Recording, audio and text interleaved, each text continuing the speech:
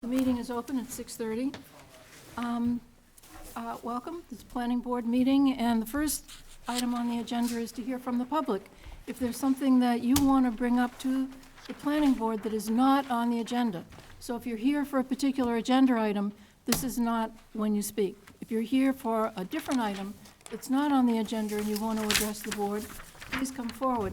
Anyone who does come forward, when you come to speak to us, you have to come to that podium because we're on FCTV and it's, aimed just there, and that's where the microphone is, so that you need to go to the podium to speak. You need to give your name and speak, and tell us what you're going to speak on. So, anyone want to speak on something not on the agenda? Nobody has ever yet. I'm waiting for that to happen. No, they have. Have they? It's on the agenda, and we have to tell them to sit down. Yeah, right, different. Okay, so, minutes, Paul. Recommend approval of the minutes of March 8th, 2022 as printed. As printed? As corrected. A second? Second. All in favor? Aye. Aye. Unanimous. Thank you. Next on the agenda, we have approval not required, an A&R. And the applicant is Matthew and Karen Costa. Plan of land to adjust the lot lines between lots 137 and 139, their former numbers, located at 188 Sippiwisset Road. I'm sorry, that's a joke, we call it Sippiwisset. Sippiwisset. Excuse me. I'm learning. Sippiwisset. Who is going to My speak to kids this, call it Tom? that, that's okay. Oh. Sir? Yes, for the record, my name is Tom Bunker with BSS Design. I prepared this plan. There's the GIS map of it up there. That's actually the way the parcels now exist. If you can, Just the tab up on the top. See the next tab over? Way up. okay, let me see, there. Right up there, yeah. Okay, so I can go back and forth here. So that's the existing, the house is, number 188 is on this lot. You see how it's kind of an awkward shape right here. And so basically it's just changing that lot line. So rather than this rather than this part of being on a separate lot, we've extended this lot line over. So it's just taking a little bit of this land here from the back lot and adding it to this lot up front. And the same owners have both lots. Yes, they do. Yeah. That's what's going on. Is there anyone else who wishes to speak on this? We'll get to that. Ed, is there anything you want to say about it? Nothing to add, Madam Chair. Okay, Paul, question? Does that have any impact on lot 143, the access to 143? Any impact There's on an it? access road going away, going into lot 143. That doesn't impact that, does it? Right there. It doesn't impact it. This way, as far as I know, it has not been extinguished or expunged by land court, but as far as I can tell, this way led to 143, and it still gets that far, so it wouldn't affect it. Thank you. Anyone else on the board with questions or comments? Hearing none. It appears to be a very straightforward lot change. I don't see a problem with it. Is the board prepared? No, Pat? The only thing is that lot 143, I think, is landlocked. I think it is already, isn't it? No, it fronts this far, is like 57 feet or so on Standish Ave. Standish Ave is constructed through here. So it does have frontage on Standish Ave, and of course, it has all this frontage on Terhune Drive, which Okay, is, but isn't there a rock wall there or something? there's a stone wall here, yes. Okay, so you'd have to take that down if you wanted to access Lot 143. Okay, Yeah, that's actually, the layout, yeah, this stone wall is yeah, so they'd have to take a stone wall down. Yeah. It's, yeah, in the layout of Standish. yes. Any other concerns? Is the vote prepared to ask staff to prepare, yes? One item, I just want to note, on the application, I believe there's a typo. It says lot 138, and it should be 137, I believe, on the actual application, Form A. Yes, it's 137 and 139. This doesn't involve 138. Okay, 130, that's a 7. 137. Looking at the application. Yep. It says 130, okay. You want a motion? Could I have a motion to endorse? Okay, I move that we endorse the approval not required before us, the applicant being Matthew and Karen Castle for a plan of land to adjust lot lines between lots 137 and 139 located at 188 Sippewissett Road without regard to buildability and what else about.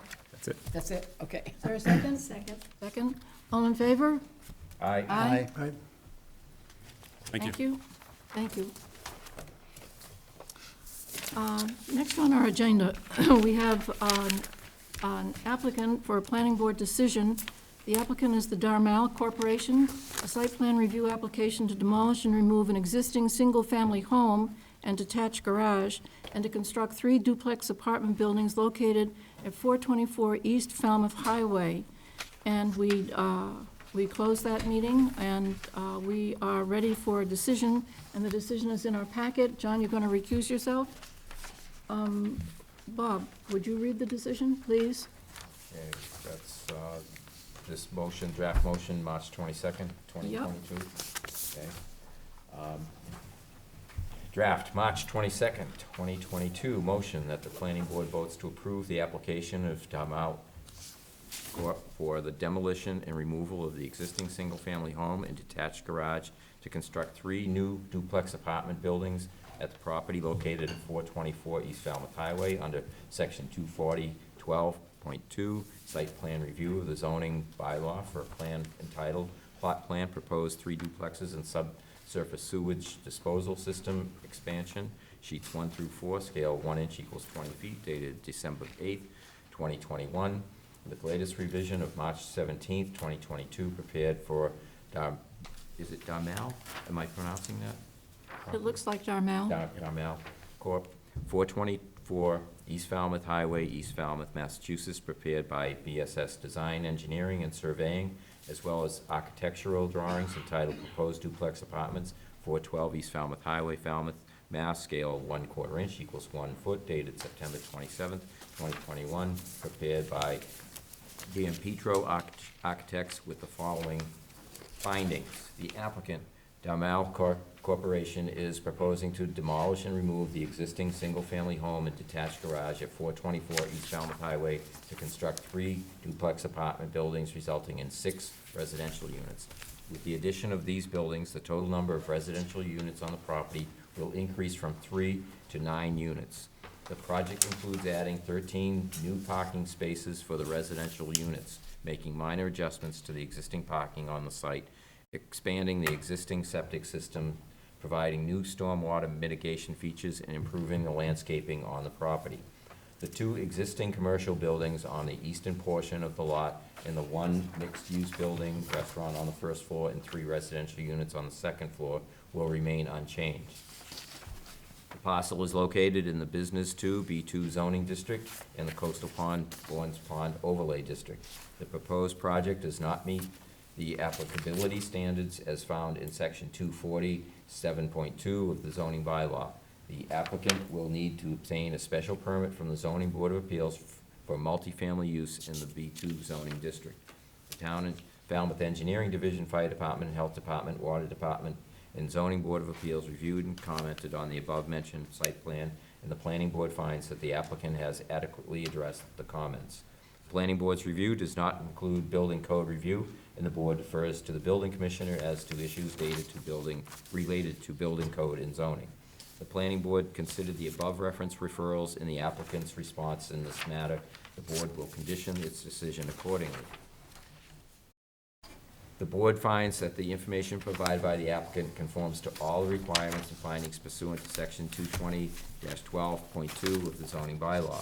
Conditions: 1, the plan shall be constructed as approved. Any changes shall be reviewed by the planning board to determine if a modification of this decision is necessary. Pursuant to section 242(1)(c)(2) of the zoning bylaw, no permit for full or partial occupancy shall be issued until the planning board is satisfied that the conditions of this approval and predecessor approvals have been met.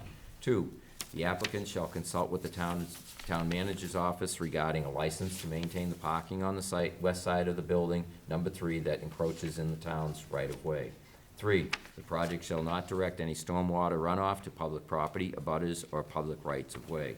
4, the applicant shall obtain an approved driveway permit and post any required bond with the engineering division prior to start of construction.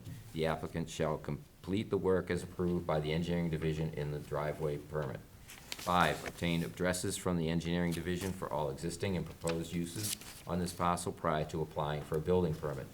6, upon completion of construction, the applicant shall post the address for this residence per section 99-1, affixing of legible numbers required, time limit for compliance, as well as any additional signage requirements of Falmouth Fire Rescue in the engineering division. 7, construction of this project shall follow the town's soil erosion and sediment control standard conditions document, which can be found on the engineering division's webpage of the town's website. References to the Department of Public Works Engineering Division. Second. Thank you, and it's been read and seconded. Any discussion? Paul? Yeah, on item 2, refers to the town manager regarding a license. Would you explain that, please? To operate in the public right-of-way, it was in the engineering referral indicating that any use of the public right-of-way would now require a license from the select board. But we referred them to the town manager's office for clarity on that.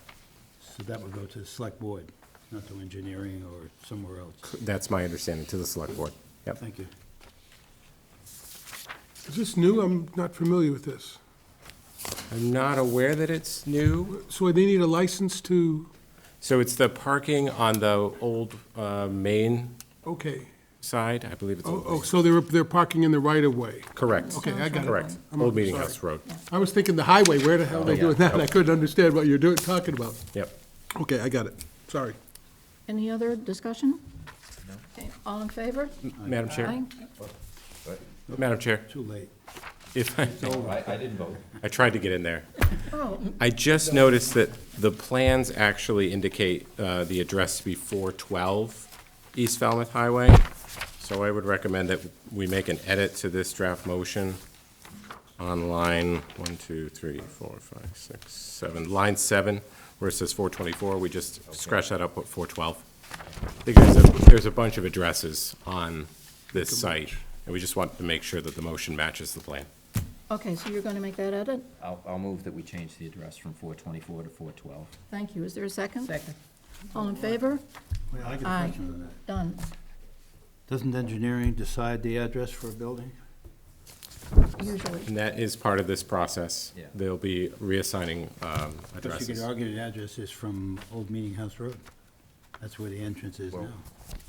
You could argue that, but this This is is the existing. what the plan says. Well, This is the they existing. determine it. Yeah, so we'll want the language in the plan to, or in the motion to match with the plan, because we have to reference back to it. Fine, All set? thank you. Okay, and I think that we've got that nailed down. Moving on, next, we have a determination of access. We have already voted this. We approved a determination of Did we access. vote on the? I believe that we did, but I think what we ought to do, because there was such interest in this thing, that we read out, we did not have it printed, the whole motion that was made, and now we have it. And I think it would be a good idea, given the amount of interest among the neighbors and in general on the whole subject, that we read this into the record. So I think you've got a copy of it, It's from the acting building commissioner about 59 Telegraph Hill, a determination of access request from the applicant Douglas McDonald. Time out. Yeah. We had the motion, and Jeb wanted to interject something that changed, and I hadn't voted yet.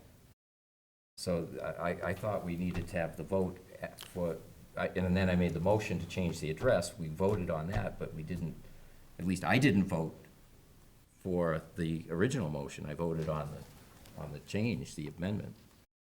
So I just want to go on the record that I voted in favor of it, because I didn't vote for it.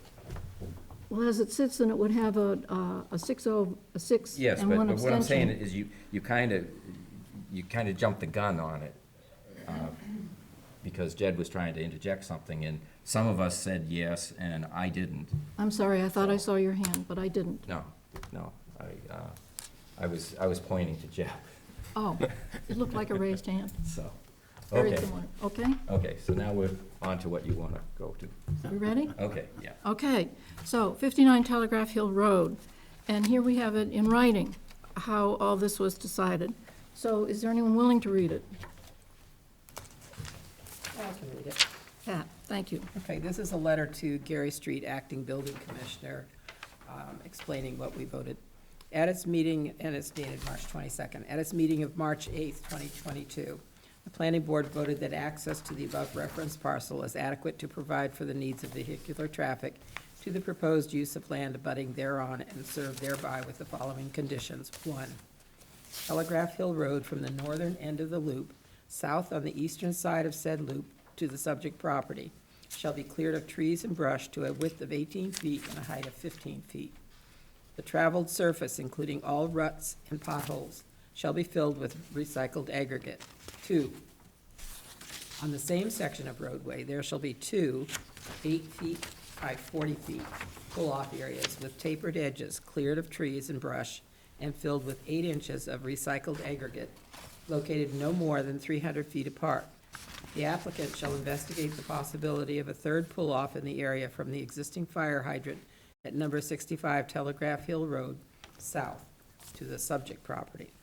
A registered surveyor contracted by the applicant shall provide guidance on the appropriate locations for these pull-off areas, specifically the most suitable side of the road. 3, the applicant shall provide the planning department and the building department with a survey plan at a 1 inch equals 40 feet scale showing the subject property, other property boundaries, the existing ROW, right-of-way, topography, and the limits of work, in parens, tree clearing, road improvements, and pull-off area construction, end parens.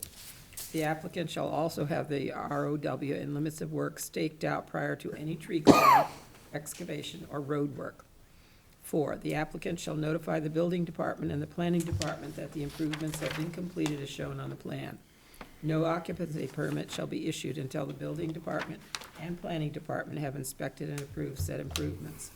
5, this decision is not a determination that the applicant has any rights to enter onto private property for this purpose.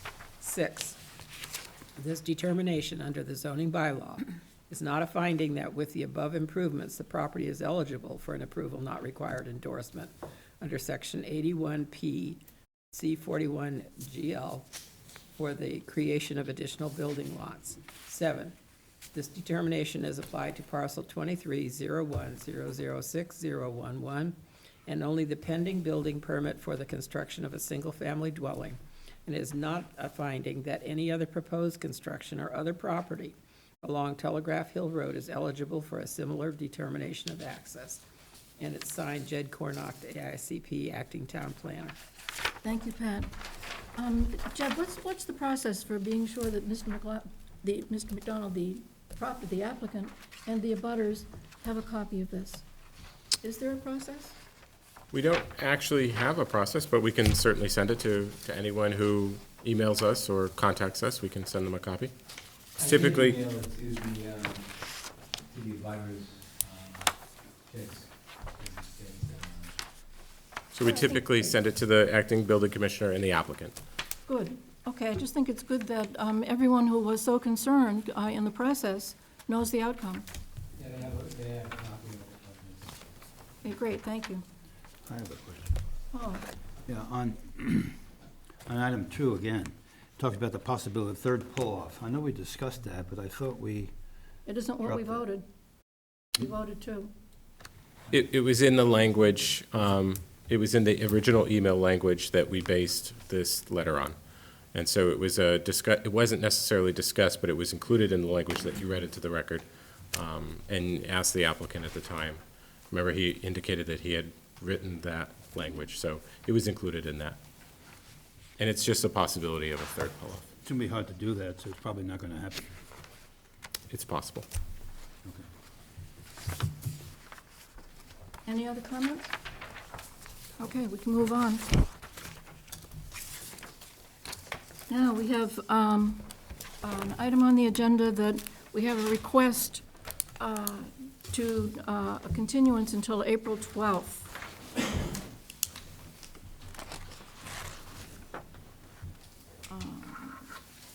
Did we send out a notice on this? Not on Milton Floors, on the next one I have.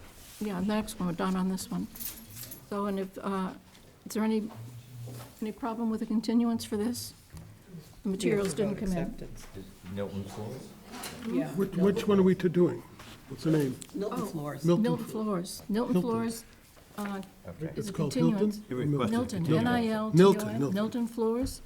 Site plan review application to raise and rebuild, and they've requested a continuance until April 12th. A motion? I move that we accept the request for a continuance of Milton Floors project until April 12th. Yes. Second? All in favor? We Aye. could see clearly who's voted. Madam Chair? Pam? Madam Chair. Again, last minute Larry here. Too late. Also, an extension to the decision deadline to April 30th, if you would. So And we're, a continuance of the site, an extension of the time for the decision until April 30th yes, ma'am. as part of that. But let's be sure that it is part of Catch. that, Pat, again. Good catch. Okay. You want to do the vote again? Yeah, I do. Okay. I move that, and we'll rescind the former vote, right, because it wasn't complete. In light of town meeting being the week of April 5th, could I amend my request for a continuance until April 12th and an extension, and this is for Milton Floors, an extension of deadline to April 30th? Second. That's out of order. He's out of order. And it's been seconded? Okay, discussion? All in favor of the amended motion? Aye. Aye. Okay, now we're all in good order. Yes, One of the neighbors wanted to, Podium. you have to come here. excuse me.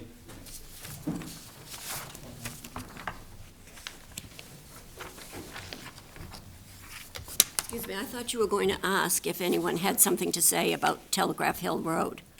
Oh, I wasn't planning on it because we already voted it, but if you'd like to say something, please do. Oh, well, my name is Joan Dwyer, and I'm representing my sister Barbara Fanning, who lives at 85 Telegraph Hill Road. And I am her power of attorney. Barbara is not well. She's currently at Royal McGansett. She's had surgery, and I don't know if she's going to return to 85 Telegraph Hill Road. And I've been too, and I apologize, I've been too involved with caretaking, as far as Barbara's concerned, to get too involved with this question that's going on. But it's very important for Barbara and for me, as her power of attorney and her sister, that I understand how this is going to affect her property. And the one question I have is how many trees are going to be taken down, and how is it going to affect how her house sits on the road at 85 Telegraph Hill? And what Okay. it will do to, ultimately, to the real estate value of her home, which is going to be important for her, for long-term care. I think the best thing for you to do to get an answer is to work with Jed Cornod in the planning office, which is in this building on the opposite wing, and ask him your questions and get an answer. Some of them, the answers, they'll be approximate because it's a process, but he'll help you understand that. That would be wonderful. I can call and make an appointment. Absolutely. Great. Please Okay. do. All right. Thank you very much. You're welcome. Okay, moving on our agenda. Now we're going to hear from the applicant Andrew Murphy. Was a site plan review application to construct a detached accessory apartment located at 17 Gunning Point Road. Andrew Murphy here. Notices. Notices, Paul? Public notice for this meeting was published on March 4th, 2022, and 20 abutters were notified by regular mail. Okay, great. And are these the abutters? Maybe, we'll see. Mr. Murphy? Yes, hi. For the record, my name's Andrew, owner of Murphy Building Company, and I'm representing the owner of the property, 17 Gunning Point Road, Vivian Trott and Samuel Trott. Bear with me, I'm kind of new to this, but I just want to recognize that we are just trying to, we are remodeling, and we confirmed it today that it is an attached accessory dwelling, existing attached accessory dwelling by Gary Street. He confirmed it today, that the way that the house and the lot is set up, that it's actually attached to the main house with the foundation and the breezeway. So. Can we look at that issue just for a minute before you go on? Sure. The impact of it being attached is you don't have to go to the ZBA. Yes, ma'am. But it was the ZBA's, when each application makes the rounds of everyone who's involved, and it was their sense that it should go to the ZBA. Jed, did you want to say something about that? Only to confirm what you just said, in conversations with the ZBA administrator, they had indicated that they felt it was detached. However, it is up to the building commissioner to determine that attachment or detachment, so. It appears to be attached by a fence.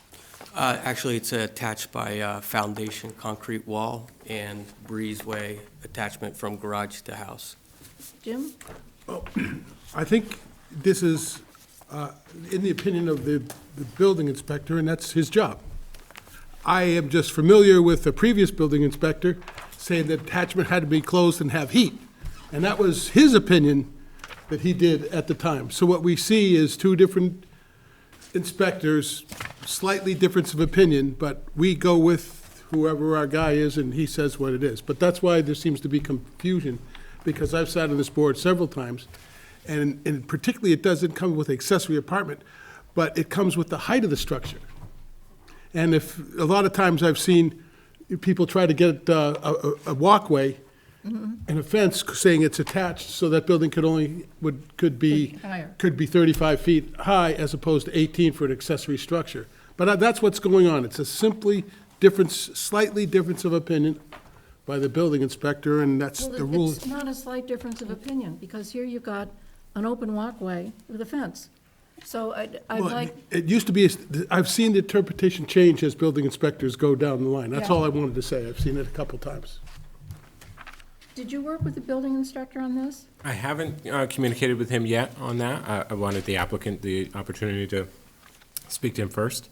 I can always follow up, but again, I think to your point, it's just about process. It's whether or not a detached structure would hit planning We and talked to ZBA. Gary today to confirm if it was or wasn't, so we would have an answer for you here tonight. Today, he confirmed that it was an attached structure to the house. Okay, I don't think, in this condition or situation, I don't think it's, other than the fact that we approve it instead of zoning. But that's a really big change if you're saying that these buildings that are attached could be 35 feet high instead of 18. So that is something we need to be careful about what we're doing here. well, that's why I'd Ju- really like a conversation to occur. So, If you'd like, I can. Yep, and just for the record too, we're not changing the height of the No, structure? I'm talking in decisions in general, not specifically Okay, to sure. you. This Okay. seems to be a change. This is to my knowledge, this is the first time that Gary Street has been the building Made the call. commissioner for an accessory dwelling unit. Yeah. So it's number one. And so it'd be good to get it straightened out between the two offices going forward. So this is not to pick on you especially, because Sure. this is really a very nice project you've got here, very well presented, doesn't appear to have any problems, except this one little issue. So if we could just have a conversation between planning and building and see how it's gonna go. Sure. Yeah. Okay, Is good. there Now- anything I need to do now or to address, any questions I need to address or do? Well, so there were a couple of outstanding items. Can you just touch upon the parking in the driveway? Do you happen to have photographs? Sure, yeah, I do. It's, I can leave you a copy if you'd like tonight, but we just, I took measurements and drew on existing site plans, and roughly, my notes I have as the driveway is a total of plus or minus 2,512 square feet, with parking of 5 cars, 2 on the right, 1 on the left, and then you could do 2 in the garage and then 2 out of the garage, or you, so that would be, regardless, you have a definite, you definitely have room for 5 cars to be able to park. Okay. And do you want to just run through the rest of your? I think you. Oh, sure, of the project, Yeah. what we're doing, sure. It was an existing studio slash office that was permitted, I don't know the exact date. Had a kitchenette, had a full bathroom, and it had an open floor plan for work to be done there. We have kept the same footprint, we're not changing anything. The height of the ridge is exactly the same. The only thing we have done is shed dormered out 2 sides so we could gain more living space or walking space. I don't want to use the wrong terms here, but a total space of that area. Basically, we gained 5 feet on each side of the area. Shed dormers are a 412 pitch. The bathroom is in the same location, same size. As of right now, it has a kitchenette in there with a 36-inch tall refrigerator, sink, and that's it. Possibly microwave.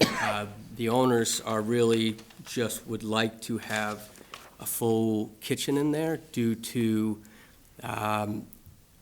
aging and health reasons for the husband. They have caretakers that are there that might need to start staying over the night, and they would like to have really a space for them to stay. That's the whole goal of this process and this project. Do you have those floor plans to show? I don't think, I don't know if they're upload. Yep, you the can new just ones are scroll on? down Okay. on that, using the mouse, yep. He'll show them. Yeah. There they are. Sure, so this is not correct, but, okay, so here is our floor plan right here.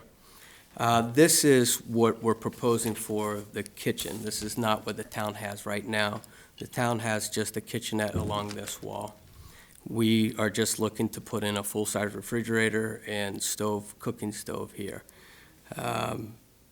But this is really the gist of it. This was existing right here that I'm circling. Bathroom, so kitchenette was here, bathroom and toilet closet that was there before. This was all closet space, and so they only had roughly 12 feet. Now they'll have 22 feet. I think you've got an elevation that shows the dormers. Oh, okay. Yeah, it may not have made the electronic packet.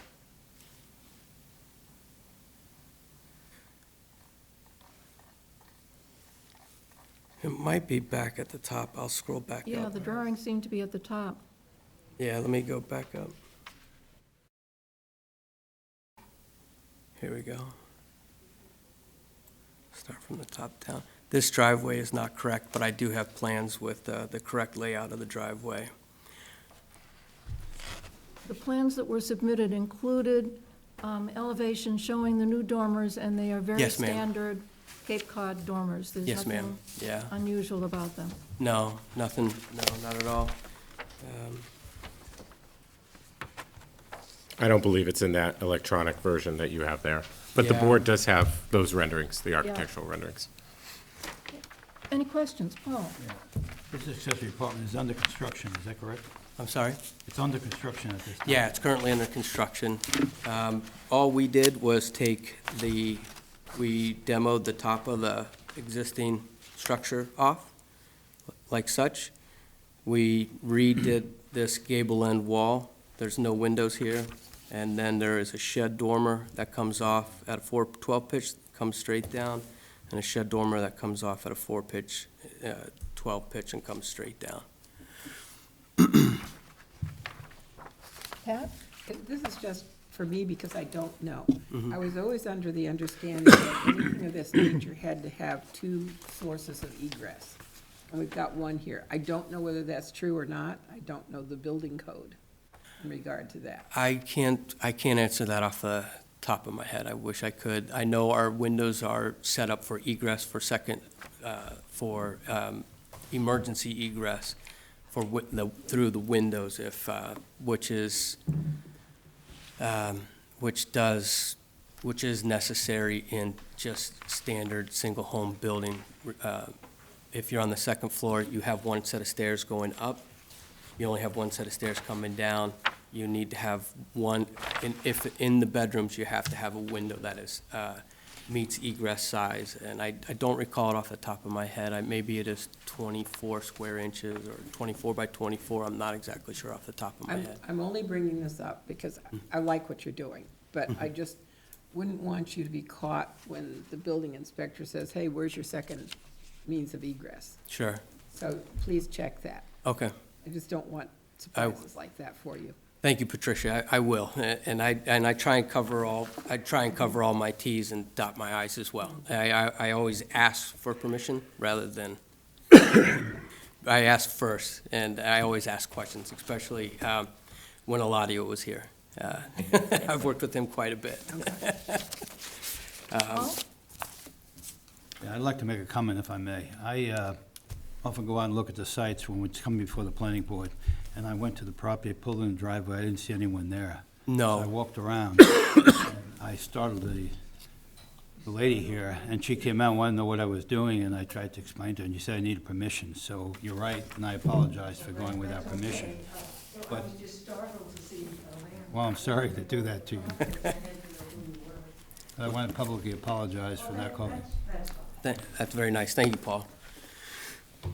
I haven't been there. We're currently waiting on some materials to be delivered. I think everybody knows the position that we're in these days. Any other questions? I was wearing my Bob, black hat John? at the time. So And dark sunglasses. Is there anything you want to add? The only thing I would add is, as you know, it's 594 square feet, which is underneath, or is under the 800 square foot threshold. It also is less than 40% of the principal dwelling as outlined in the bylaw. So other than the driveway issues, which were answered, planning staff has no other comments. I do owe you an apology too, because we have been all over the map with our square footage of the building. And it was, I just wasn't exactly sure what I was supposed to be measuring, if it was decks too as well. And then I did miss the third-story loft. The total I came up with is 2,311 for the main house, and that is with the loft included. Our last application has 2,155. Doesn't, 2,800 is the, one of the, those are the two Yeah, he's numbers. way under. Right. Once you get 2,000 feet, you get 800 there, and that's it. Yep. You're well under it, so it's, Right. And You'll both have to in the rest of the rules Right. for the, Well, I'll not only work with Gary to confirm that attached decision, but also the follow-up on the egress, as well as firm up the application square footage numbers. And we'll, if you're so inclined, we'll have a motion for you at the next meeting. I think you should, might as well prepare the motion. I'm assuming you're going to straighten out the business about whether or not it's attached or detached. It really does make a difference in, one, in the process, but in the physical shape of the building. So it's an important point. it's a big deal, because it's a Yeah. by right use and we approve it.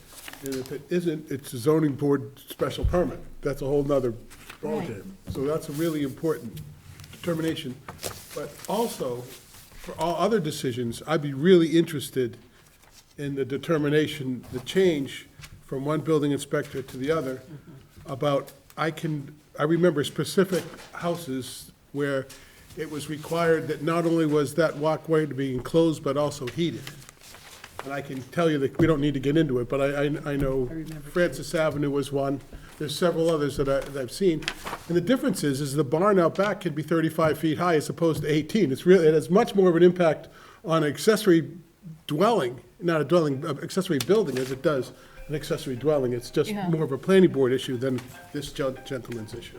Right. but Because this will I get know- approved either way. I think it's good.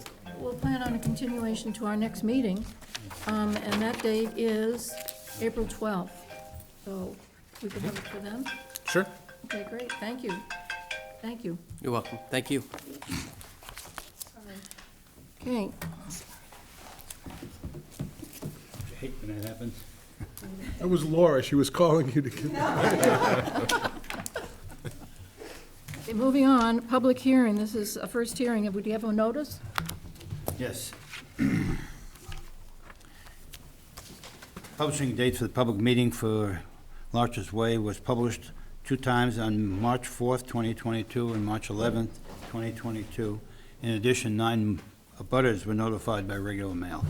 And this is concerning the applicant Caroline H. Day, trustee of Larches Trust, a definitive plan application for modification of the 1981 definitive plan approval relative to road improvements and amendment to drainage easement area for Larches Way. Ms. Moynihan. Oh, yes, thank you, Ms. Harris and members of the board. For the record, I am Laura Moynihan, a Falmouth attorney representing the applicant. Mike McGrath and Matt Costa are here from Holmes and McGrath as well. Holmes and McGrath has done the engineering and survey work for this project. I have just a few things here to show you, as well as a movie that Jed has taken of Larches Way, for those of you that maybe didn't get a chance to get down there, so that you can see what we're dealing with in terms of this existing way. This is the GIS map showing Larches Way. It was a subdivision that was approved in 1981. And you'll see here that there are and were at the time of the subdivision approval some existing homes. This lot here, this lot here, this lot I believe was built on after the fact. This is what we call lot 13, which is vacant, and this lot here is lot 10, which is vacant. It's obviously located in Woods Hole.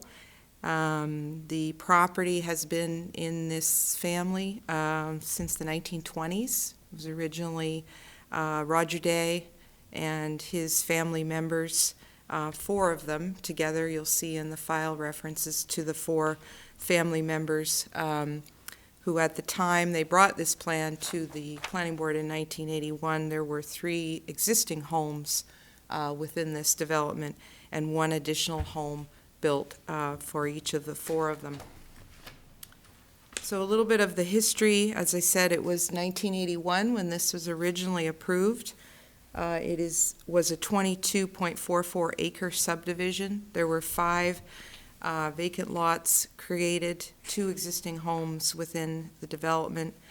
Under the zoning bylaw, 9 lots could have been created, so the lots were larger than required.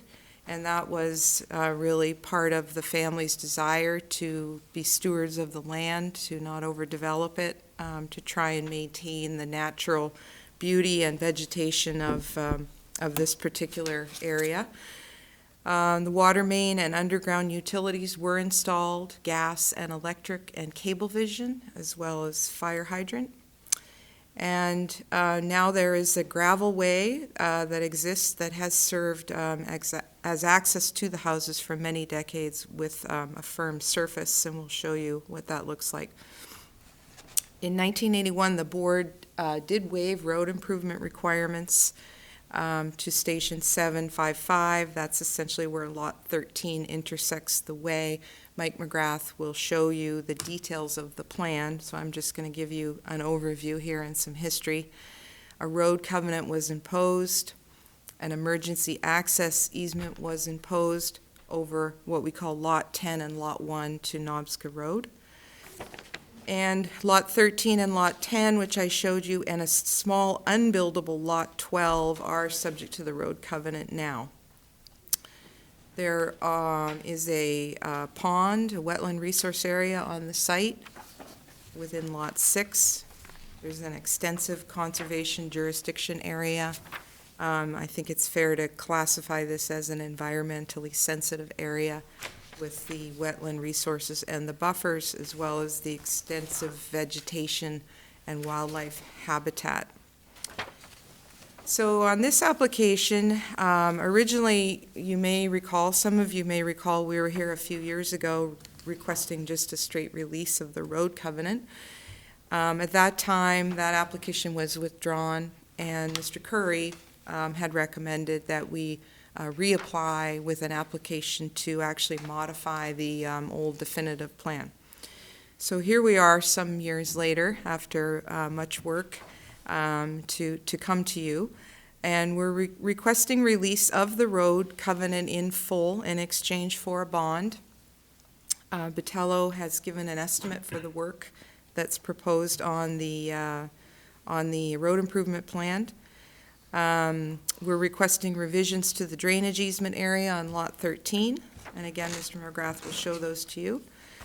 There will be additional drainage facilities to be installed. There's additional pavement of the way proposed, and there is some continued use of the existing gravel way proposed for Lot 10, which is, again, a vacant building lot towards the end of Larches Way. So at this point, I'd like to just show you the movie of Larches Way so you can see what it looks like. So this is coming in from Church Street into Larches Way.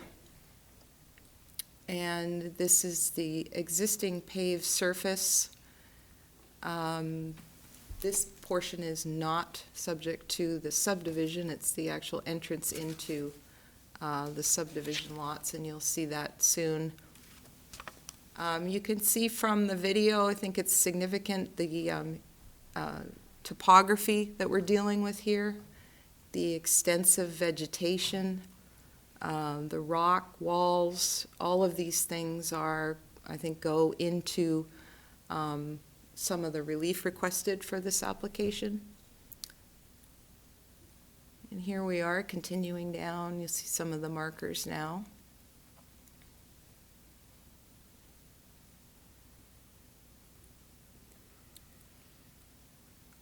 Laura, how old is that pavement? Well, according to Judy Day, who is Roger Day's wife, and her daughter Caroline is here, believes maybe the 40s, 50s, that was put in. So here we are on the existing gravel way as we're coming into the subdivision lands. You could see that it's well packed, but again, looking at the grade changes and the vegetation as we come in. This is a very unique and pristine area, obviously, with what we're looking at here in Woods Hole. Here are some of the stakes and flags that Holmes and McGrath has put up, and Mike will show you those on the plan for reference.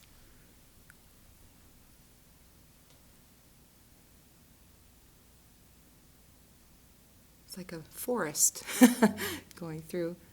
It's almost done, so.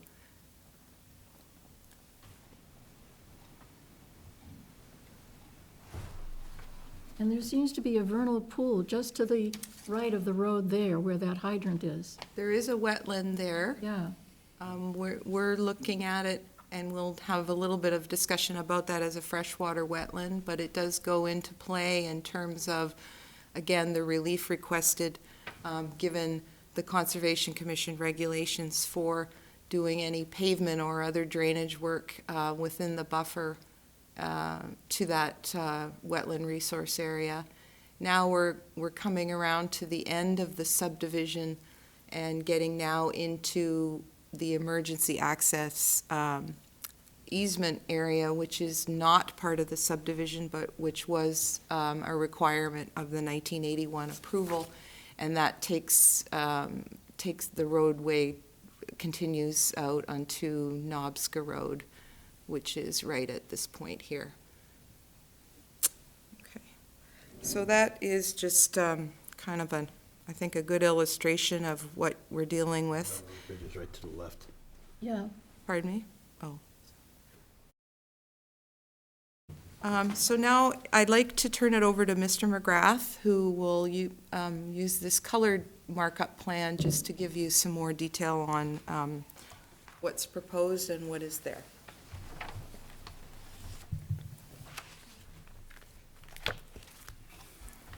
My name is Michael B. McGrath. I'm a registered engineer and professional land surveyor, and my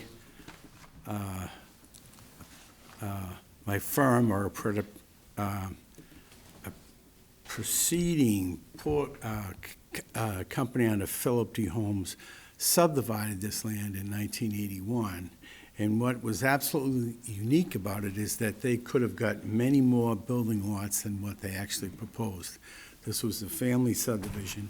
There was 22 points, I forget, 2 acres, and they only created a couple of 3 vacant lots, and they could have created many more. So they've been very, very sensitive to the environment. And the other point is that since then, there's been very little construction on site other than the installation of the water main, the gas, and the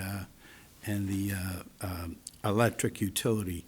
The pink that's on this plan right in here is existing pavement.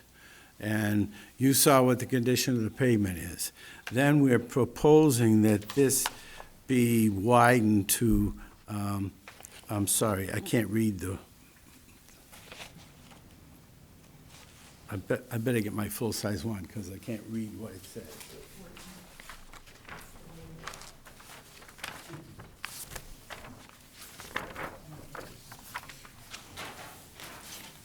Mike, while you're doing that, how many here have been to Larches Lane?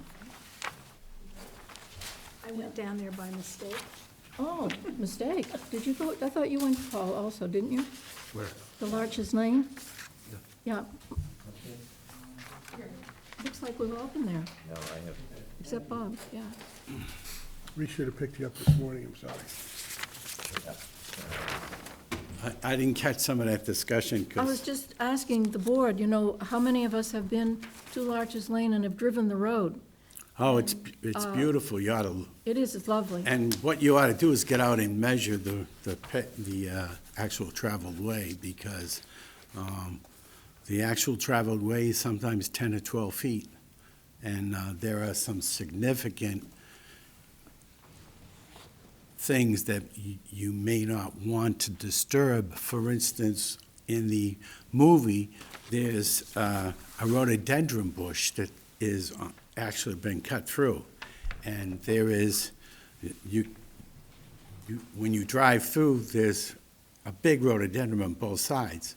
And if we follow what's been recommended in one of the referrals, you'd end up cutting a huge amount of that. So what I would ask the board is get out and take a very good sight distance and think about how to minimize the disturbance, because these people have been very good stewards of this land for a long time. So the yellow that I colored up that's on this plan is supposedly widened to 14 feet, and it's shown to be regraded. Then the orange, what happens is, as far as drainage is concerned, we are showing a drainage system here that's 2 catch basins that are staked on the ground. Then there's a pipeline that shows here, and then there's a depression in this area that will store the water that would be coming down this hill to this point. This is staked out for you. Then on the ground, there is a wetland here. I think this green might be a little too close, because if you go there, you'll see what I mean. I think this green line's colored a little too far. But in any case, these are existing surfaces, and if you go there, it's basically 2 tire tracks. And if you get out, you'll see that it's been reinforced on both sides. It's been there a very long time, and traffic can easily move back and forth. What we're trying to do here is basically get adequate access for 2 house lots, and I think if you look at it, there's no reason why we need to do a huge amount of disturbance in order to get there. If you go there, this is absolutely beautiful. If you get out of the car and measure 16 feet, which is in one of the referrals, that would be a dramatic adverse impact, because there would be an awful lot of disturbance. There is a significant amount of area that is going to be within conservation jurisdiction.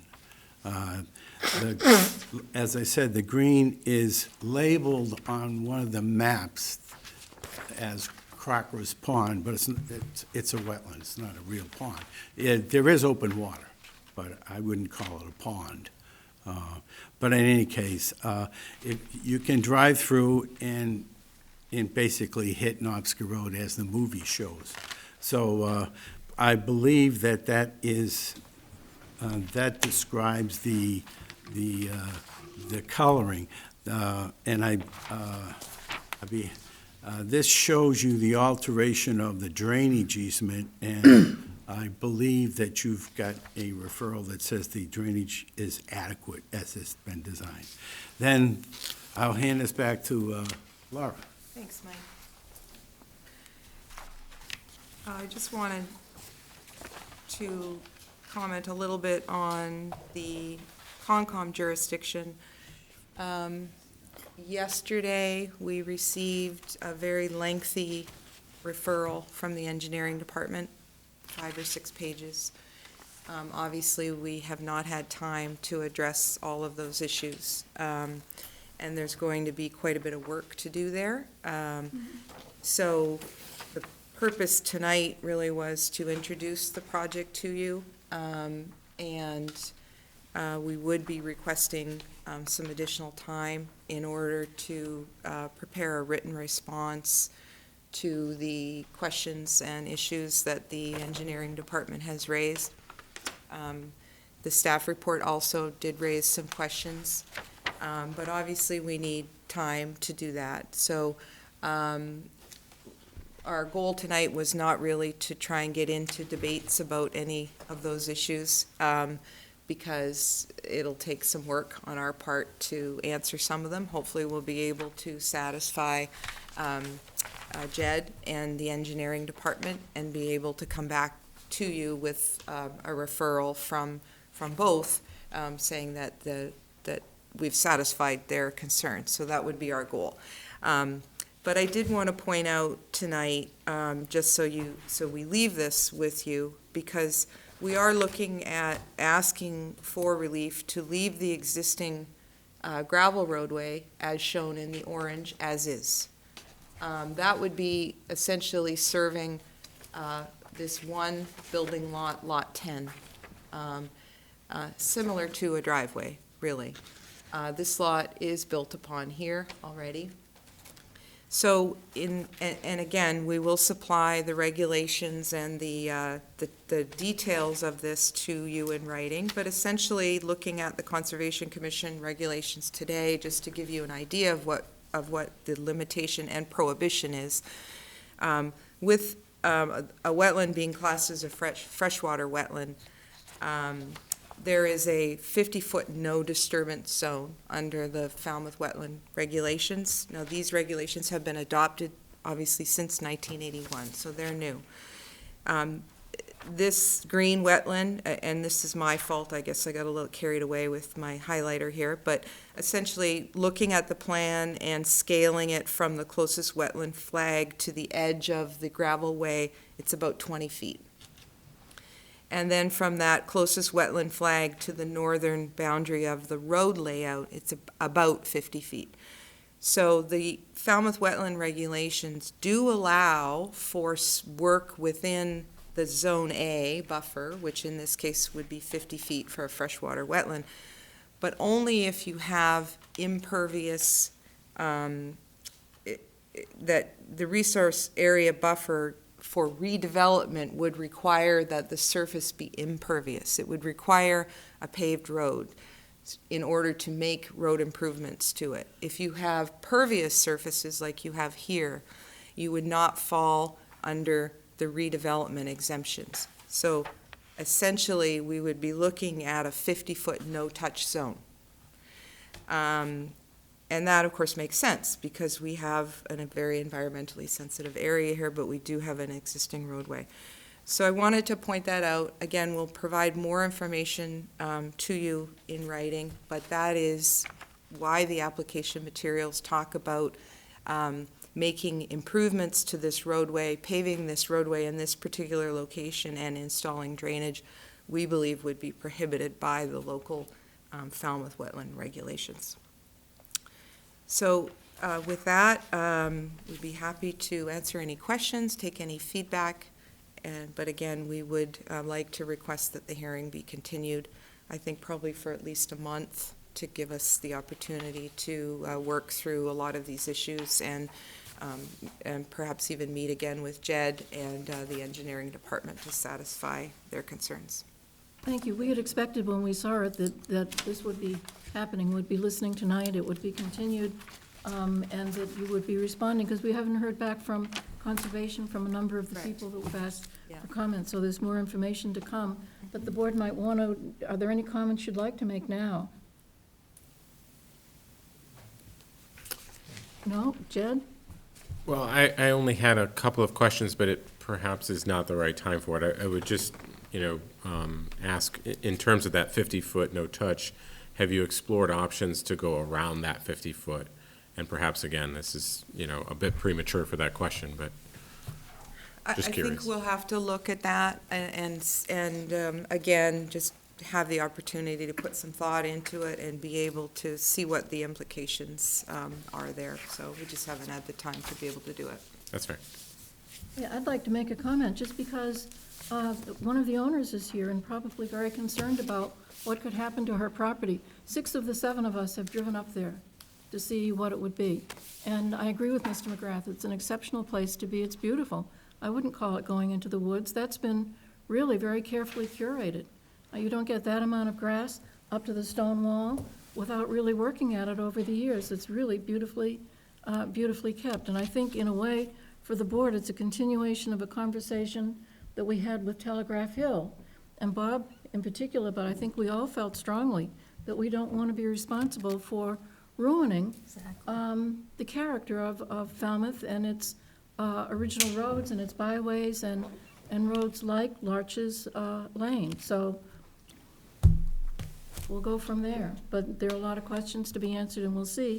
And much of my information, of course, like everyone else's, comes from Google. And I was very interested in knowing, well, what is the right road width in America? What do we think? And it turns out that there's an association of transportation officers in America, and they think that you should have 12-foot lane, 2 lanes, one this way, one that way, 12 feet, 10 foot for urban areas. I was really surprised by that. So I got out my measure tape and went down and measured my car, which I've never done before. And it turns out that my car, which is a RAV4, so it's a small car, my car is just over 6 feet wide. That's just one car. That's all it is. They're not that big. So I thought it was just information we could use when we look at these little roads. Mike?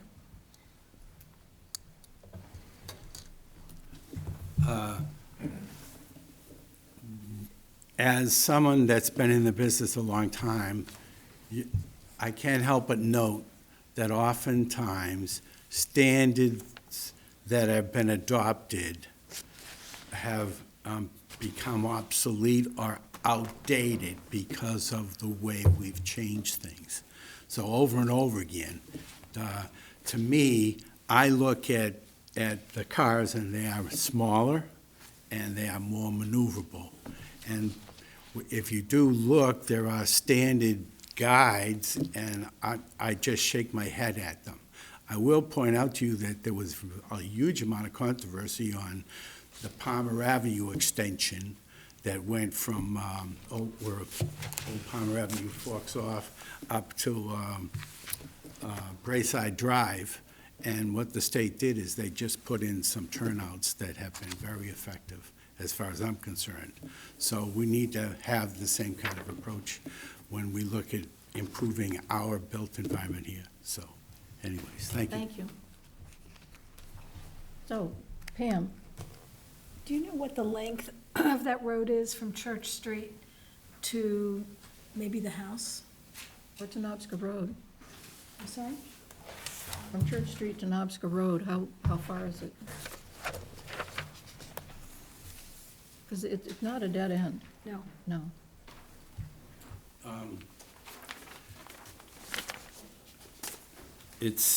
There's a station here of 1,400 in about this location, which means it's 1,400 feet from Church Street to the location in here.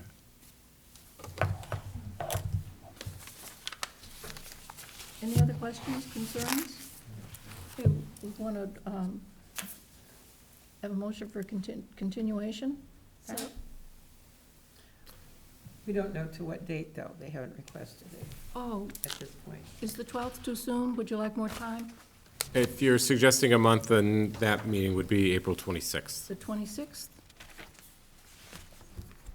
Acceptable to? Yeah, I think that April 26th would be fine. Yeah, thank you. I move that we accept the Request for- applicant's suggestion, request to continue this until April 26th. Second? Second. All in favor? Aye. Thank you. Okay, thank you. See how it comes along. That's the end of that part of this meeting. Now we're going to go to committee reports. And Paul, Yes, I think this is for you. what's that? Committee reports. Committee reports? Right. Yes. Pulling your leg, of course. Be in touch. Sure. I'd like to tell Mr. McGrath to make his locus plan a little bit bigger. Oh, yeah. Hard. I'll do that privately. They got engineers and lawyers up the yin-yang. They're double teaming us in two directions. Makes one wonder. To advance the slide, just hit that arrow. Okay, Okay, so if you go there. thank you. Oh, the lights on? And that must be what we're doing.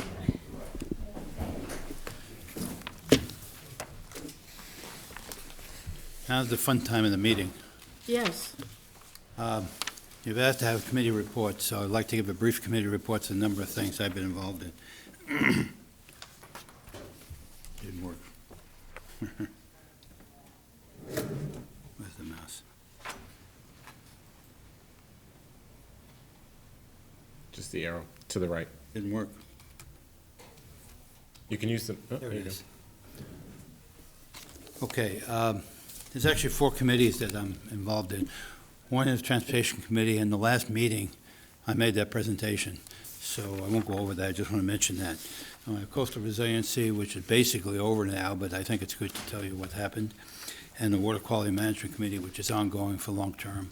And finally, Shivik's Pond Trail is not a planning board issue, but the town planner is the liaison for the town, so I thought it was appropriate to just give you a brief update on that.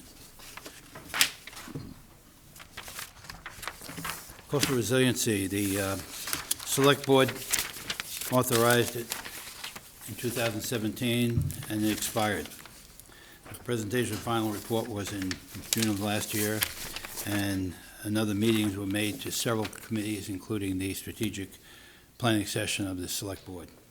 The fundamental issues involved in this is sustainability is mitigation, while resiliency is adaptation. And that's a key thing to remember throughout the report. And the report developed a sustained action plan to address risks of hazards to infrastructure caused by coastal erosion, storms, and sea level rise. Some of the recommendations I'll go through very quickly. Add a coastal resiliency coordinator to work with the town departments. We think that's fundamental, that's very important. Adopt the official projection of sea level rise of the Commonwealth. Now, the way these studies were done is after the storms in New Jersey and New York, the Mass DOT decided to look at all the infrastructure around Boston. So I hired Kleinfeld Associates with Woods Hole Group to do a model of the areas of Massachusetts. That was very well received, and Woods Hole Group created the model. They came down here and adopted it for Falmouth and used that on the studies. I think that's a pretty important element. And the reason we put it there is that if a developer or someone comes in and says, oh, I think it's a different sea level rise, we're going to get into a conflict there. This is the projection approved by the Commonwealth of Massachusetts. There needs to be amendments to general code to take care of these sea level rise, standards and land use regulations for the risks. We need to talk about that. Restrict development to FEMA velocity zone areas. And phase out development in areas that are going to be permanently inundated. Do we continue to provide infrastructure to those areas or not? So we have to think about those in the long term. And consider transfer of development rights, which we're dealing with, anyway. On the policy and education impact, the local comprehensive plan has to be revised to reflect the state policies and conduct an education program for future scenarios and risks in the town. Other recommendations, there were 13 segments designated in the study, but only one was looked at, and that was along Surf Drive Beach. The other 12 studies from Minot to Woods Hole to North Falmouth need to be evaluated, and they were not done at this time. Source locations for beach nourishment, I think that's an important element. Participate in legal studies and policies and about abandonment of infrastructure in those areas no longer sustainable. Implement some of the physical projects that were recommended in the report. And I added this one, read the report. What happens so many times, we get a report, goes on the shelf, nobody reads it. It's a good report, read the report. And that's not necessarily you people, but for everybody. Other recommendations that came up about this issue, the Falmouth Climate Action Network proposed Article 28 for a full-time sustainability director. And they added the term coastal resiliency, although most of what they're doing is very different than coastal resiliency. The coastal resiliency recommendation should be there should be two positions, one sustainability director and one for the coastal resiliency coordinator, as there are different funding sources, different approaches to dealing with these issues. The Select Board on December motion to allocate funds to develop a coastal resiliency director. Didn't happen. February 28th, we sent another letter saying, they recommended 28 as printed. So the issue I have with Article 28, there's no funding. So there's no funding, not going to happen. And finally, we sent a supplemental letter arguing that there should be two positions, sustainability and coastal resiliency in town. I think they're two very important issues. Another committee is water quality management. Some of the things they've been doing over the long term are alternative demonstration projects, review of IA technologies. There's a study going on permeable reactive barrier with WHOI, and they have some pretty good results to date, and that study's ongoing. Update the 208 wastewater plan.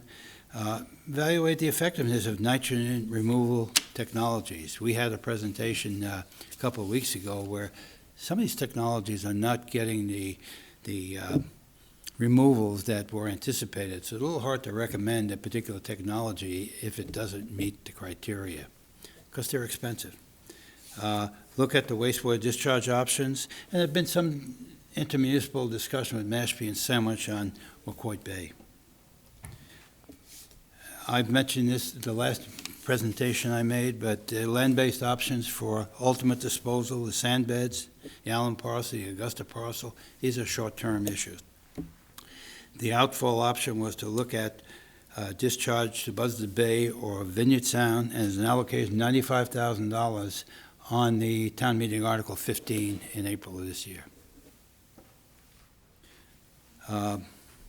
What's the town doing? Town recently completed the Little Pond Sewer Project, connected 1,350 homes, and they did that using a state revolving fund without increasing taxes, which is a pretty remarkable thing. Ongoing projects, looking for $24 million, do wastewater treatment plant upgrades, including engineering contingencies, a whole series of things that need to be done at the treatment plant that are listed there. The project qualifies 0% state revolving fund loaning and is eligible for grants. So the town is working forward with trying to address these issues so they will not raise taxes.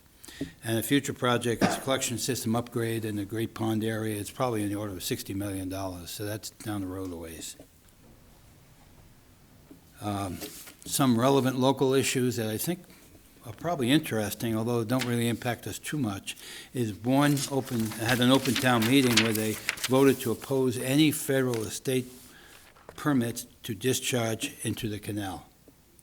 It's a non-binding vote, and it doesn't really impact us. Buzzards Bay Coalition supports a proposal to extend wastewater in Bourne and Wareham to a section of Plymouth and discharge into the bay west of the Cape Cod Canal. And third, there may be similar issues into the canal, although the town currently provides advanced tertiary treatment.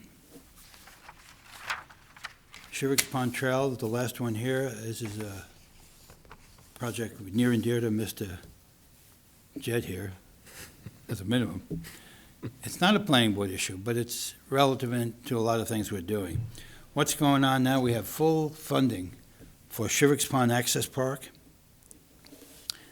the viewing platform and kayak access with community preservation funds, Vista clearing was done with community preservation funds, and DPW completed a multimodal path on Kathy Lee Bates Road, which also provides access along the south side of the pond and connection between Mullenhall School and Lawrence School. So that was an important element that they included in that project. What's proposed now? We're talking about where we go from here. And there is some consideration of the need for additional funding. The platform construction costs have gone up quite a bit because it's wood. Over the last couple of years, we've been doing this. So there may be increased costs. We'll get probably a cost estimate later this month, I believe, from Ty and Bond. The trail extension on the west side of the pond is not included currently in the contract, but we ought to continue that all the way up so we take advantage of the parking in Lawrence School, particularly in the summer season when there'll be parking up there. There should be additional vista clearing on east and west sides of the pond, so you go up a little bit more. There's more on the east. There should be more. There's more on the east needed, and a little bit more on the west. They have some site clearing opposite the cupola. It'd be nice to put some benches or something in there as part of it. That's a small item, but it might enhance the view of the pond. And there's interpretive signage with Lawrence School and Wacoit Bay on the west side of the pond. Wacoit Bay has been working with every 8th grade student at Lawrence School for about 27 years, taking samples, analyzing samples, put them in a database, preparing interpretive results going on. We're trying to work forward. We had a meeting, I think it was in December, with Wacoit Bay and Lawrence School, Concom, and several of the AmeriCorps volunteers to talk about how we might have this thing going on. Tomorrow, there's a meeting at Lawrence School that includes not only this project, but what the Rotary Club is doing as well, and I'll get to that now in a minute. Public Works is doing some complementary work that's helpful. The improvements on Dillingham Road extension that we talked about, and you guys were going to write a letter. I was advised today by Peter McConaughey that it is included, number 6 or so, on the priority list of 50 projects for the Cape Cod Commission. So it has been added based on the letter that was written. So I appreciate your efforts to send something, but it's not necessary anymore. The road's in poor condition. It's been added, and the sidewalk would be part of the trail on the north side of the pond as well, so we'd circumnavigate the pond completely. What are the coordination activities? This project's been going on for a long time. In 1905, Henry Fay recommended a trail around the pond. He said, "No, it's too expensive. We don't need it. We have Goodwill Park." You know, that's when that started. And about 8 years ago, we presented something to the select board. I did anyway, and they were all in favor of it. So over the 8 years, we've been trying to get this project going, and it is moving. We're coordinating with Sarah Vendetti. She's the new District Learning Partnership Specialist at the district. Chris Brothers, who's there also, Department Science Head, Tom, and they're both working with the Rotary Club. I'll mention that in a minute. Tom Bushy and Christina Woods at Lawrence School. Wacoit Bay, Joan Muller has been participating and picking up for someone who retired. Nancy Church is the one who's done the work for Wacoit Bay for 25 years, and she retired. And they've agreed to prepare interpretive signage. And what else is going on? Well, the Rotary Club has an outdoor education nature trail program. Their new official cause is protecting the environment, quote unquote. And they've done some work at T-Ticket School. They want to have other projects in North Falmouth, East Falmouth schools. What they're proposing on the east side of Shervick's Pond is have QR videos at 10 stations along the trail to provide short informational videos for the grades 1 to 4, and they're working with the school to do that. The script has various different elements you can see there, and they're coordinating with the Woods Hole staff for students' interpretation. That's it. That's it? Paul, how long have you personally been working on Shervick's Pond? The whole 8 years? It's interesting. I looked at a timeline, and 8 years ago, I stood here and recommended to the select board. That's how long it's been taking. Well, it's definitely coming to fruition. A lot of the vista pruning's already Well, been we done. keep pushing, but Right, and I we hope that finally they really... got a town planner here who's on board. with He both reminds feet. me of it on a weekly basis. This is good. Yep. This is good, and to get a response is also good. I wonder There's how- nobody opposed to this project, I know, actually. Well, on each of every single slide, you have to wonder, well, who's cracking the whip? You know, they're all recommendations for action. So it's, Thank you, it's been fun doing all of that. yeah, that's a lot of committee work. Thank you very much. Might be a couple swans that kind of stay on to the west side that Yeah, I might be think opposed so. to this, but other than Right. that, everybody's happy. It'll be great, right. I want them to put a coffee kiosk up at the other end at the north end. Thank you, Paul, very much. Very good report. Any other committees who want to affordable housing? It's moving along. I mean, it's slow. And we are, you know, each little piece, there's nothing grandiose that is going on. I mean, what I'd love to see is 100 units go in, so we could make a dent in the problem. Well, it's coming down there at the corner, right across from County. That project's moving along. Maine and Scranton, yep. Right. Yeah, it's moving along, but how many units? We have a massive problem, and we just keep taking little bites at it. Well, we've passed through some zoning that makes it hopeful if people pick up on it. But that's a long-term thing. What's the update, Pam, on Lantern Lane, the 110 units that will be built on Main Street? I've heard nothing. I haven't heard a thing about it, other than it could move ahead. Have you heard anything about Lantern Lane? I have not. I mean, it's amazing that something that's been going on since before we moved here is still going on, because they were waiting for a decision, a summary judgment, and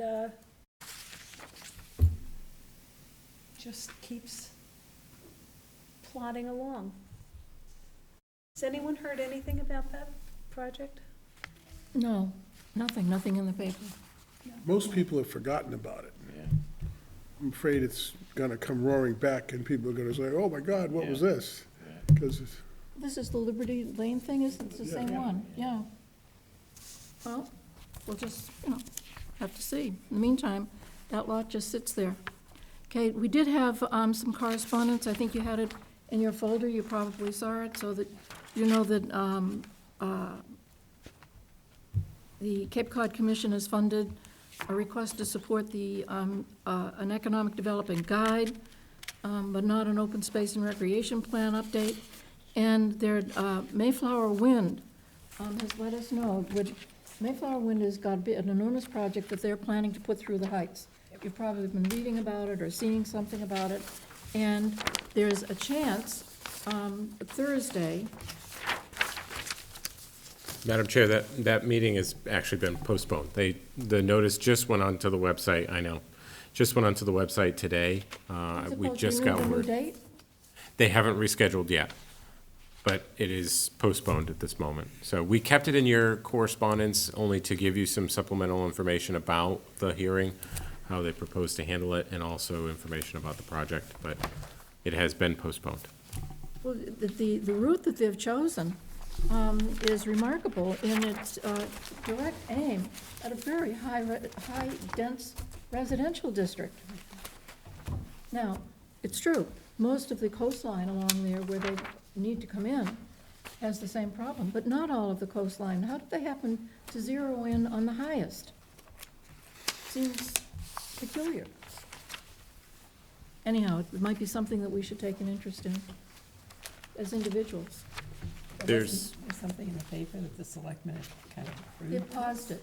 They've gotten enough flack from the people living there that now, I think it was in the news yesterday, that the project has been paused so that they're canceling this date, where they're not going to give a Zoom meeting, but we should keep an eye on it, because surely alternate routes could be found, and maybe, the town could be of assistance in that. I wanted to say also, precinct meetings are coming up, but we don't have anything on the warrant. So if you want to go to a precinct meeting, knock yourself out. There's a precinct meeting tonight, Yeah, but we can't be there tonight. and there's one on the 30th for precinct 2. Well, tonight is precinct 3, March 23rd, Wednesday, tomorrow, 8 and 9. The 30th is 4 and 7, and 5 and 6 is the 31st.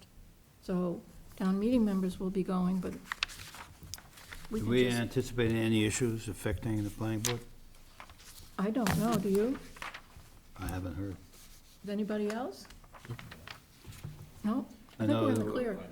They've been critical of planning board attending precinct meetings, although they were critical of 1 and 2, and I go to those meetings, so I don't know why they're critical, but some people say, why, that was the, I won't say who it was. Every meeting is an opportunity for criticism. Well, Why miss an opportunity? John? So I'm attending precinct meeting tomorrow night and next Wednesday night for CPC. Oh, you're going for, there are a lot of CPC items. Yes, there are. And actually, it might behoove the board to be supporting CPC for housing.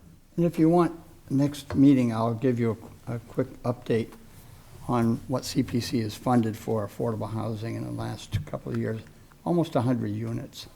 So to say we haven't done much, the town has built a lot of affordable units, but we need a lot more. We would love to get that report. Yes, almost 100 have been built or are being built right now, and all affordable. And then we've also set money aside for the 45 apartments that are going to get built right across from the rec center. So that would be in addition to that, so. Right, But I'll give you a list at the next meeting with the number of units. thank you. We'll have some numbers to go with this, that's good. Okay, future agenda items. One will be, committee reports is now going to appear regularly right where it is now. So there's an opportunity there.